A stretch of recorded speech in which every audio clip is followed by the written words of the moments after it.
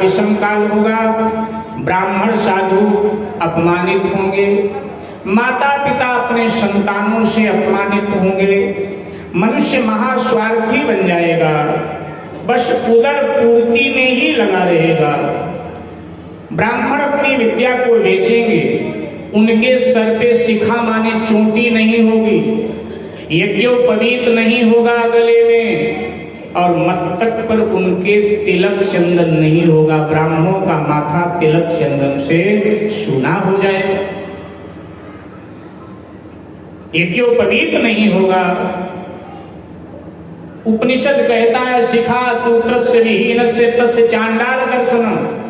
जिस ब्राह्मण के मस्तक पर शिखा नहीं है, गले में तिलक नहीं, गले में यज्ञोपवीत नहीं है, वो ब्राह्मण नहीं है, तो बोले वो चांडाल के सदृश है। शिखा नहीं है शीश पर, यज्ञोपवीत, शिखा सूत्र विहीनस्य तस्य चांडाल दर्शनम, ये उपनिषद हमारा कहता था। तो कहा कि शिखा सूत्र नहीं होगा,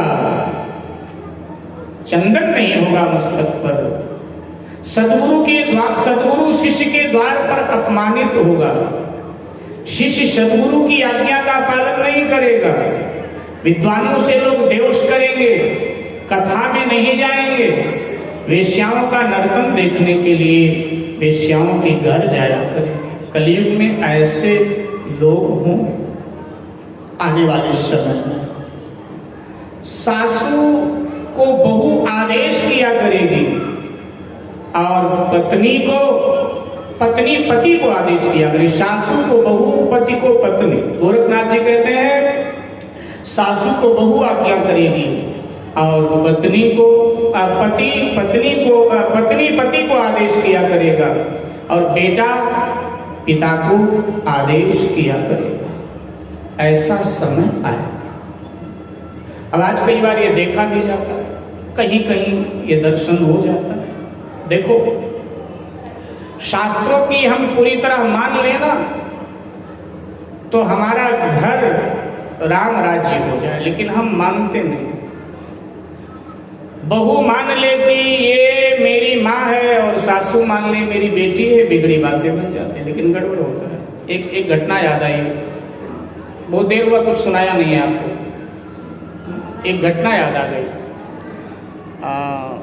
एक नई नवेली बहू ब्याह करके आई, सावधानी से सुनिए। एक नई नवेली बहू ब्याह करके आई, अभी 10-12 दिन हुए होंगे, तो ब्याह करके आई। अब 10 बज रहे थे, कोई सासू थोड़ा मार्केट गई थी कुछ सामान लेने, तो सामान लेके आ रही तो देखा कि उसके गली से एक बाबा जी निकल के जा रहे हैं जो भिक्षा लेने आया करते थे, परिचित थे मोहल्ले से, तो जा रहे हैं निकल के, तो चले गए निकल करके। तब तक आई बड़बड़ाती हुई। अच्छा, सासुओं को पता नहीं कि बहू के बिना मतलब के गुस्सा भी कई बार आ जाता है, तो बड़बड़ाती हुई आ गई। माँ बाप ने कुछ सिखा के भेजा हो तो ना, कंजूस के घर की है, कुछ सिखा के तो भेजा नहीं। बताओ, बाबा आते हैं और मोहल्ले के हर व्यक्ति कुछ ना कुछ देते हैं और एक कटोरी आटा तक नहीं दिया गया, न जाने कैसे आ गए। और ये कहते कहते पहुंच गए और कहा, क्यों रे, तेरे माँ बाप ने कुछ सिखाया नहीं, बाबा आए तूने आटा तक नहीं दिया उसको। तो अब वो नई नवेली थी और नई नवेली होती है तो बड़े प्रेम से बोलती है, फिर धीरे धीरे वो अपनी गति में आती है। तो उसने धीरे से कहा, उसने कहा, नहीं माँ, मैंने आटा बाबा को दे दिया है। तो जैसे कहा दे दिया है तो बड़ी जोर से कड़की दे दिया। किससे पूछ के दिया? 10 दिन आए हुआ और तू घर की मालकिन बन गई। अरे अभी मैं बैठी हूँ, मुझसे पूछ करके देती, किससे पूछ करके दिया? कई बार ऐसा हो जाता है। तो यहाँ गोरखनाथ जी कहते हैं कि आने वाले काल में बहू सासू को आदेश किया करेगी। ये तो ठीक नहीं, आदेश का काम सासू का है, बहू का काम है पालन करना। आदेश का काम माता पिता का है, पुत्र का काम है पालन करना। लेकिन गोरखनाथ जी कहते हैं माता पिता को पुत्र आदेश करेगा और पति को पत्नी आदेश करेगी। और आप सब पत्नी है, पता ही होगा कितना आदेश होता है। पत्नी और कोई आदेश करे ना करे, पत्नियां तो रोज आदेश करती हैं। आदेश की कॉपी रोज सुबह जगते ही थमा देती हैं, ये आदेश पत्र, ये मेरा आदेश पत्र है, इसको पकड़ो। तो आदेश किया करेंगे और क्या होगा? गोरखनाथ जी कहते हैं और दुर्घटना घटेगी। क्या? ब्राह्मण मदिरा से भी होगा, गंगा जल पीने वाला ब्राह्मण मदिरा पी, ब्राह्मण मदिरा से भी होगा और गांजा भांग उड़ाएगा। मंदिर पूजन वो नहीं करे, बेश्या के घर को जाएगा, बेश्या के घर को। राजा कैसा होगा देश का? बोले राजा सब चोर सदृश होंगे। गोरखनाथ जी कहते हैं जो राजा होंगे ना देश के, सब चोर होंगे, अपना और अपने अपनों का उदर भरेंगे, प्रजा का ध्यान नहीं रखेंगे। राजा सब चोर सदृश होंगे, प्रजा भारी दुख पाएगी। आने वाले कुछ समय बाद अति विकट परिस्थिति आएगी, अति विकट परिस्थिति जहां जिसका महाराज जो विकट परिस्थिति क्या होगी?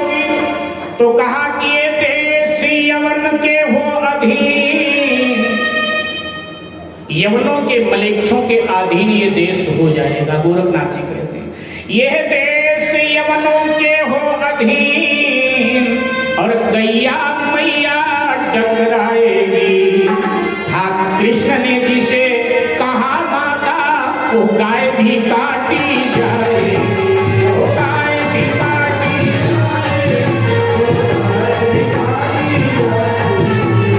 जिसे कृष्ण ने मां कहा था, भगवान श्री कृष्ण ने, गोरखनाथ जी कहते हैं जिसको मां कहा था, जिसकी सेवा की थी, वो कृष्ण की गैया काटी जाएगी इस देश में। लेकिन जाहरवीर बेटा, मैं तुम्हें आदेश करता हूं, तुम क्षत्रिय हो मूल में, और ये मैं तुम्हें आदेश करता हूं कि हम तुम्हें माला जरूर दे रहे हैं, लेकिन गौ गरीब साधु ब्राह्मण देश पर और गौ माता पर जब संकट हो तो माला एक तरफ रख करके हथियार पुनः उठा लेना। ये अपराध नहीं होगा, कहीं आप समझे हम तो सन्यासी हो गए, नहीं नहीं, मूल में आप क्षत्रिय हो, इसलिए हथियार उठा लेना इनकी रक्षा के लिए। गौ ब्राह्मण साधु देश की रक्षा के लिए जो हथियार उठा लेते हैं, गोरखनाथ जी कहते हैं उनका भजन है, ये उनकी भक्ति है। तुम जो भ्रष्ट नहीं माने जाओगे, ये तुम्हारी भक्ति होगी। भगवान परशुराम ने भी हथियार उठाया था, वो भी हमारी तुम्हारी तरह संत थे, साधु थे। तो कहा गो की रक्षा जो करते हैं वह सत्यलोक को जाते हैं,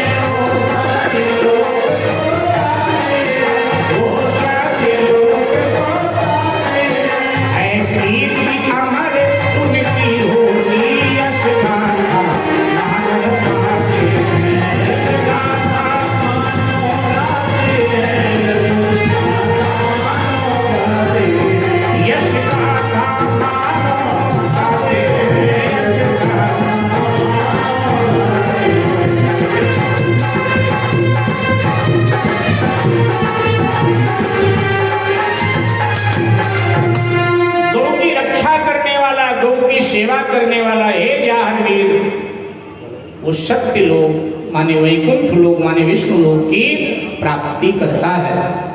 जाहरवीर मैं कुछ और बताना चाहता था तुम्हें, लेकिन हमारी संस्कृति मुझे मना कर रही है, इसलिए और मैं तुम्हें नहीं बताऊंगा। बस इतना मैं तुम्हें कहकर जा रहा हूं कि इन वाक्यों का, इन बातों का ध्यान रखना। गौ रक्षा से कभी पीछे मत हटना। गौ माता की कृपा से लोक देवता के रूप में संसार में तुम पूजे जाओगे। तुम्हारी